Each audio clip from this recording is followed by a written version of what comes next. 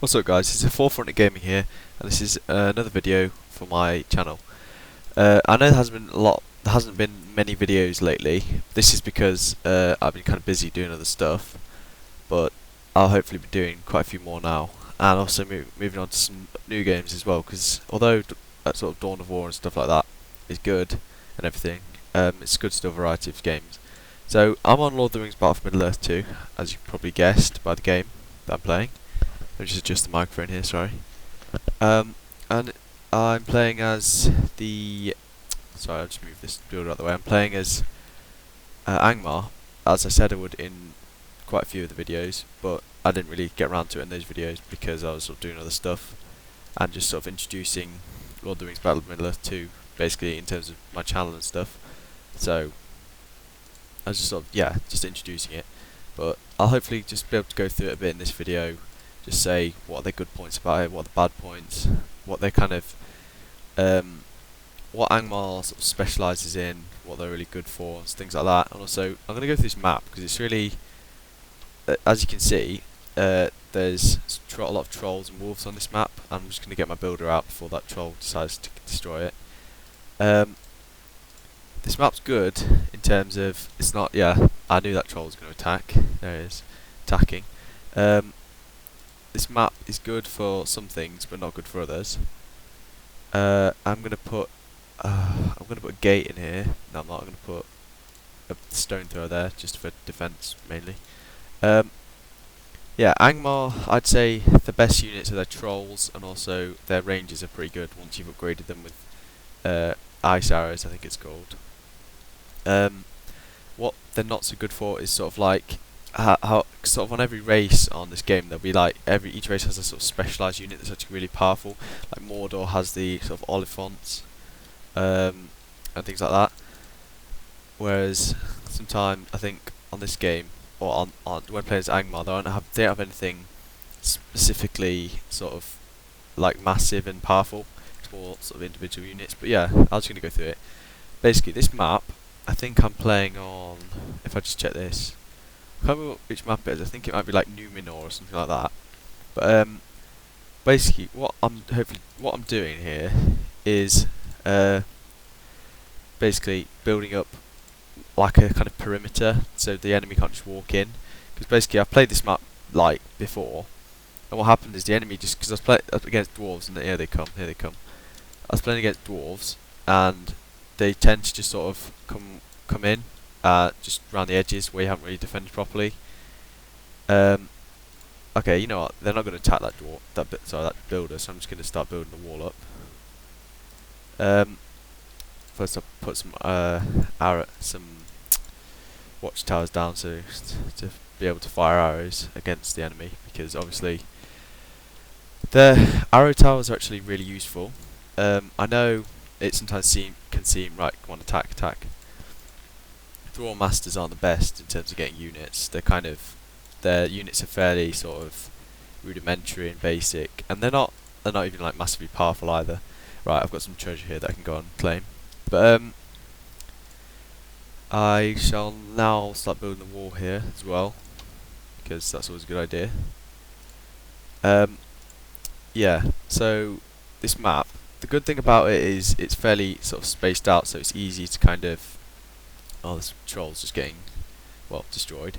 It's fairly spaced out, so you can have plenty of like buildings and stuff without sort of feeling like you have to, you're feeling cramped basically. Because I've been playing on fortresses recently, and fortresses are good, but you can get a bit cramped and stuff like that. So it's good to have a wide open map. However, the sort of the disadvantages of this map. Oh, we're getting attacked here now. That's good. The disadvantage of this map is that, as you can see, they can just sort of wander in wherever they really want to, and it's quite hard to sort of prevent it without walls, really. Obviously, because I played on this before, and so I'm kind of learning, really. I've kind of learned to basically. Oh, I need to shift all these troops. Right, I'm going to pull more forward. What you need is plenty of walls to keep them out, to stop them just sort of walking. And the thing is, they can walk in basically through any. Oh, this is trouble with walls. They can walk in pretty much whichever way they want, and they're not sort of stopped by anything. That's why you have to build the walls on this map. But I'm gonna build some. God, I'm running low on resources already, which is not good. I'm gonna build a troll den, I think it's called, and actually need to get a new builder first. Actually, he's going to cost 500. Okay, I'm just gonna wait for that. See how this tower's doing. Basically, but with Mordor, Angmar, who I'm playing as, the best thing to do is just to build up a large amount of troops. Then make sure you're upgrading them, because in some ways upgrading troops is so much more important than just keeping producing them. Because if you keep producing and producing, eventually you don't really get anywhere, because you've just made a load of troops that are just going to get killed, and the kind of the edge between being able to defeat your enemy and not being able to defeat them is whether you have enough troops. In fact, I'm going to cancel that actually, because I'm basically replacing this because the dwarves destroyed it. I'm going to cancel that. I'm going to get a builder, and I'm going to make the troll den as I said I would. No, yeah, troll and wolf den. Wolves in this game aren't amazing, to be honest. They're good for sort of I don't even know, like sort of arrow fodder, just sort of destroying, like kind of taking the wind out of the sails of your enemy. But they're not amazing for anything else really. What I'm going to do is put another wall here, so they can't attack from there. I've got the wall here, and that should probably be enough. The only trouble is, you can make all these walls, you can have all these upgrades, and what the enemy will do, well, they'll just bring just some basic siege equipment, like dwarves use catapults, and then you have to really kind of, then have to start attacking them back, which is a bit of an issue. The main hero units, for anyone who sort of knows anything about Lord of the Rings will know, but for anyone who doesn't, the main hero unit is the Witch King. It costs 4,000 points. Here's my builder. I'll just get him building and then I'll carry on with what I was saying.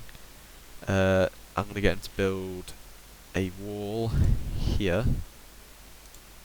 As I said, the Witch King is the most powerful unit, 4,000 points, and he's pretty good. He can go on horseback and he can walk, and he's quite powerful. Rogash is the troll of the north, as it says. He costs 3,000. He's fairly powerful. And then you can get all the sort of average hero units, sort of Karsh, the Wraith and stuff like that.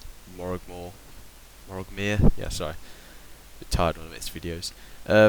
But yeah, they're good units. And hero units are always useful. You can sort of sometimes forget to build them. I know I do. And it's kind of when you're doing everything, and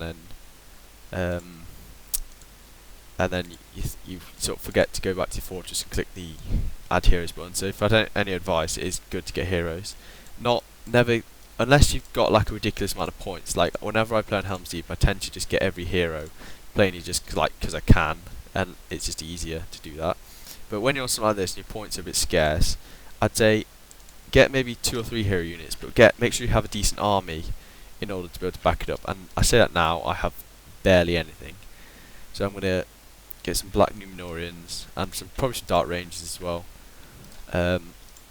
before I do anything else. Dire Wolf Pack, yeah, I might as well get them. What are they good versus? Good versus Pikemen. The only trouble with what's this? Oh, it's a sorceress. I sort of wondered why that was for a minute. Sorcerers are basically another unit of Angmar. They sort of use spells and, well, sorcery in order to defeat the enemies, and they're pretty good against most units. They're good for just basically causing a large amount of damage to a large group, and I'll hopefully train a few of them and be able to show them in another video. But I'm going to turn this one off now, and I'll do a part 2 definitely though. Oh, the dwarves have come in to my base through the walls. I told you they were sneaky. Okay, well I'm going to set these walls on them. But thanks for watching this part 1, guys. It's been really good. Thanks for watching, and hopefully subscribe soon. Cheers.